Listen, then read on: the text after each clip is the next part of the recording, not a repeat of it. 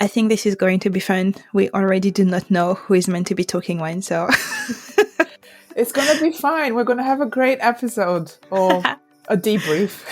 welcome to the November update for the Women in Data podcast, where we are very unprepared and my brain is fried. No, we're fine. We're just here to have a quick chat, It's been a very interesting month, this month of October. Karen, I know you have some stuff you want to update us on. What have you been up to? Yeah, I think I've been up to quite a lot. You would think that me not working means that I'm not busy, but I feel like I'm very.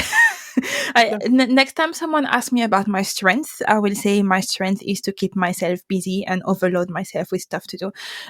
So Yep. what I've been up to, I mean, on the bright side, I've been doing some fun things as well. So aside from podcasting, I've had some talks because last month was Black History Month. So I went to Baringa. They invited me to take part in a panel to talk about celebrating our sisters, which was the theme for the month. But I've also been to yoga, which I did in a studio. And for the last, in the last 4 years, I think I've only done yoga online, which Karen. I do. Yeah, which I do very regularly, but I've never been in a studio, and I'm just realizing how different it is to practice yoga online versus at a studio. That's been amazing. So Cecilia, when your knee is fixed, Yes, definitely let's go to the Ashtanga class together. Yes, we will. We're not there yet, but we will. Well, soon. And I think in terms of things that are coming up this month that I'm busy with, I'm not sure if you've seen the post on LinkedIn, but I'm going to be at a half-day event at Google. So there is a breakthrough half-day event organized at Google for women who work in data. Oh, very cool. Yeah, so all gender welcomed, they say. Loads of great speakers. I know I've seen on the list Lucille Ripper, who was on the podcast forever ago, and I've never met her in person, so I'm looking forward to that. And I will be moderating a panel of women who work in data talking about their breakthrough moments. Oh gosh, you're having such a fun month. I mean, seriously. I mean, for me, on the other hand, unfortunately, fortunately, as you know, I work with university. So right now it's compilation time. All of the data is being sent back. So I basically have to put my head down and just go. I mean, to each their own. I mean. Exactly, but that's fine. It'll be better in 2024. Fingers crossed. I'm just realizing I forgot to give the date for the Google event. So that is on the 16th of November. I do believe that there are still spaces. At least when we're recording, there are still spaces. So hopefully when this comes out, you will still be able to register, but do go and register. Before we go into the proper November update, I just wanted to touch on the competition. So last month we launched a competition on LinkedIn, and it was all about giving podcast listeners an opportunity to get some mentorship. So the winners would have a 45 minutes mentoring sessions.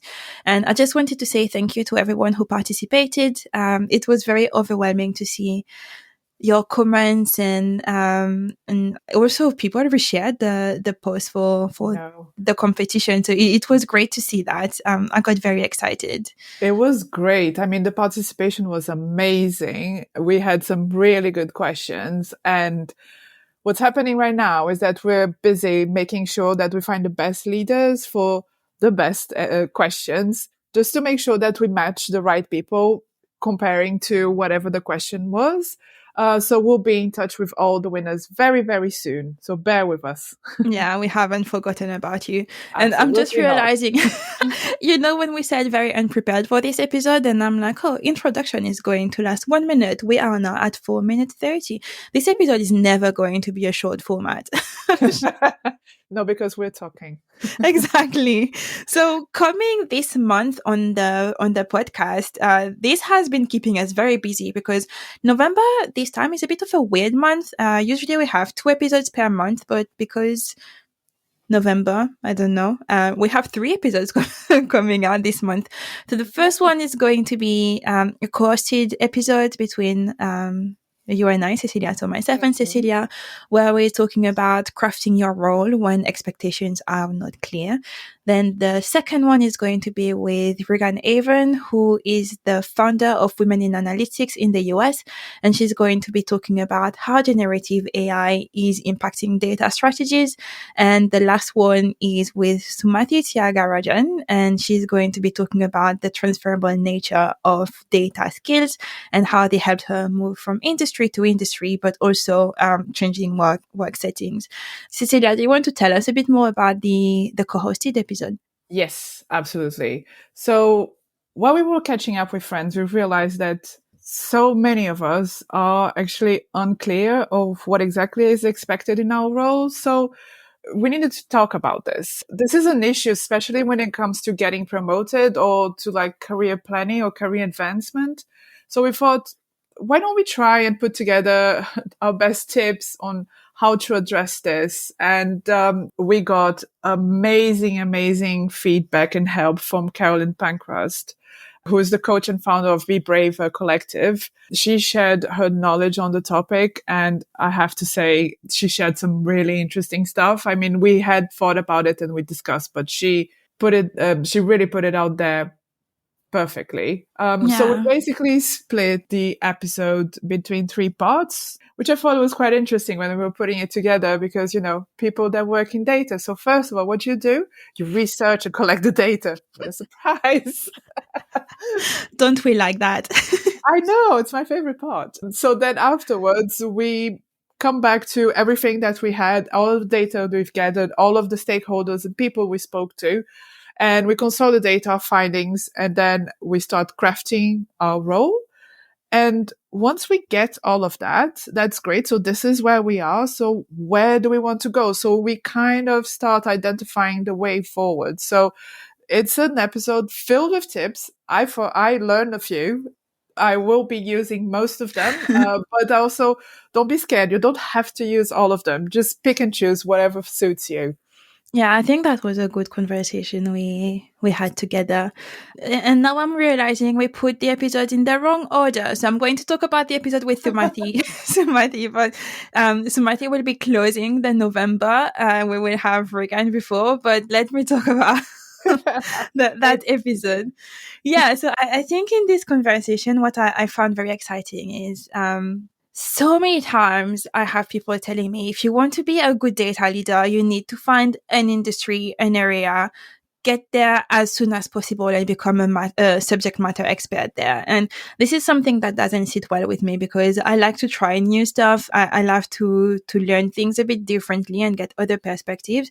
And I was getting a bit anxious about that. And what Sumati did is she brought a different perspective on the podcast around that.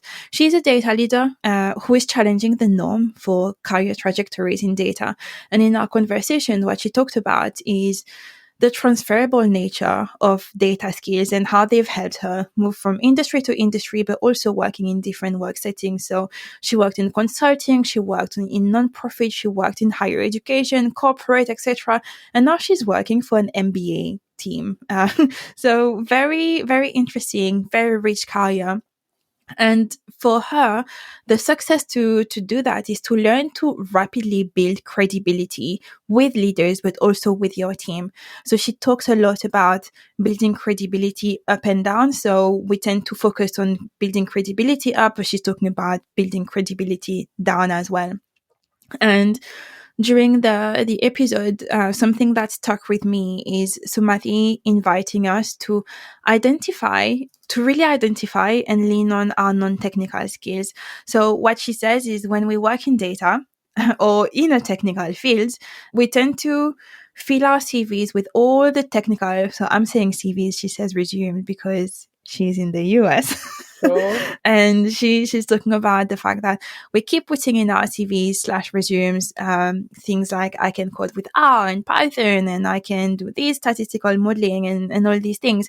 But she says when it comes to looking for a new role, these are very transferable and important. But hiring managers, what they want to know is they want to know who you are as a person, as a professional, and what else you can bring to the table outside of your technical skills.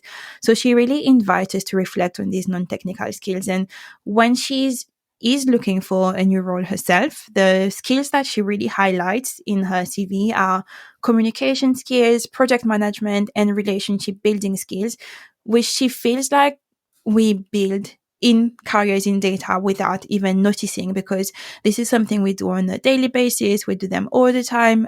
This communication I felt was really packed in actionable advice, and I listened to it a few times while well, obviously when recording it, but also going through the editing once the team Mhm. has sent it back, and I just loved it all the time. I think it was an excellent episode. I mean, I listened to it before we started this one, and there is a lot of things in there that you can action easily. I mean, Mm. one of them, I think it's probably my favorite one, when she talks about having someone outside of your industry, outside of your field, review your Oh, yeah. CV. This is perfect. I'm like, of course. How have we? I mean, sometimes we already do it. We probably share it with our partner, or whoever is sitting next to us whenever we're looking for a new job. But that's exactly it. And when you talk about hiring managers, yeah, they don't necessarily look for the skill. I mean, they will have a list of skills that they have to go, but Mm. they don't necessarily know what those skills are or how to test those. So just having someone have a look at your CV and make sure that it's approachable, understandable, and that is not just a technical point of view. I think it's a great tip. Yeah, it was great. I was thinking, how did I not think about that before? Exactly. So the final episode, which is not the last episode of the month of November, but it's also in November, is the episode with Reagan Avon. And it's impossible not to talk about AI at the moment. So here's another one, another episode on the AI.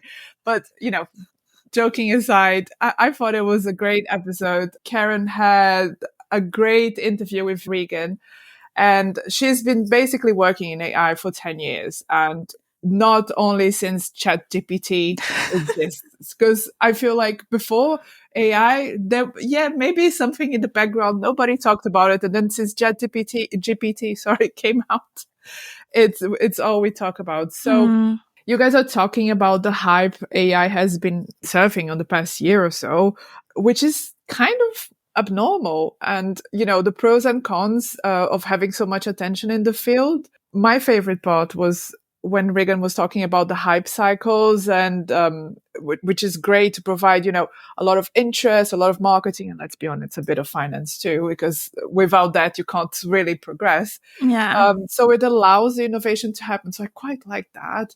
But it's also bad because, we're just releasing that technology to nature, to everyone to be able to use. And there needs to be a little bit of education. It all happens in quite a short amount of time. I mean, I'm sure everyone has seen how fast ChatGPT has been used by anyone that has a minimum of access.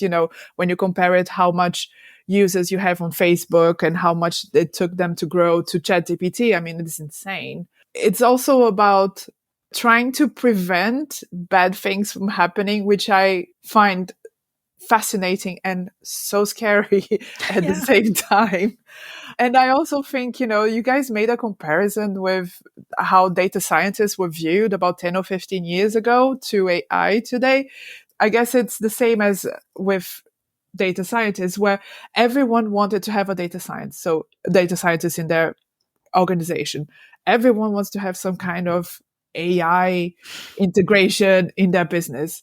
And sometimes you don't need it, or sometimes you need to have a little bit more of a meaningful think. How is this going to fit in my organization? So, yeah, I think there was a lot packed in there.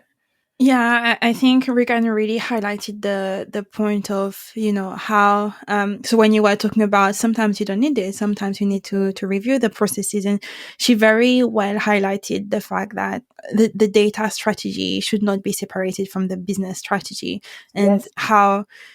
how you would actually go about integrating an AI strategy to your data strategy to make sure that we're not, I guess, getting off track and going into these, I guess I want to say, mad race of Yeah. how to getting an AI working very quickly without thinking of all the things that need to be put in consideration. So I really like that. Yeah, no, that was pretty good. And I mean, because AI is not enough, she's also the founder of Women in Analytics, which she basically created out of need. And most of the time, this is when we find a need of our own and we start searching for it. Nobody's doing it. So you just start doing it yourself. Mm, So she started chatting to people. There was a lot of people responding through it. Even through the pandemic, she continued with events online. And today, the organization Women in Analytics still organizes both online and in-person events. So it's a woman in data sister, someone else.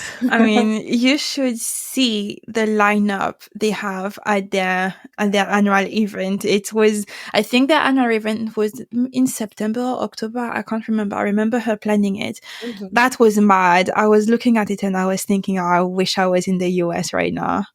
We're going to have to organize ourselves for it, I Karen. mean, of Seriously. course. It was a really, really great conversation you guys had. Even for someone who's not particularly very comfortable with AI, I thought it was very approachable. And, you know, another woman creating space for women in the field. I mean, of course, it's going to be inspiring. It's going to be great. I couldn't agree more. So yeah, looking forward to releasing the November episodes and to hear what everyone is thinking. What's the best takeaways that you got from the episode? I really can't wait to hear from you. All right. Thank you so much. Thanks, everyone.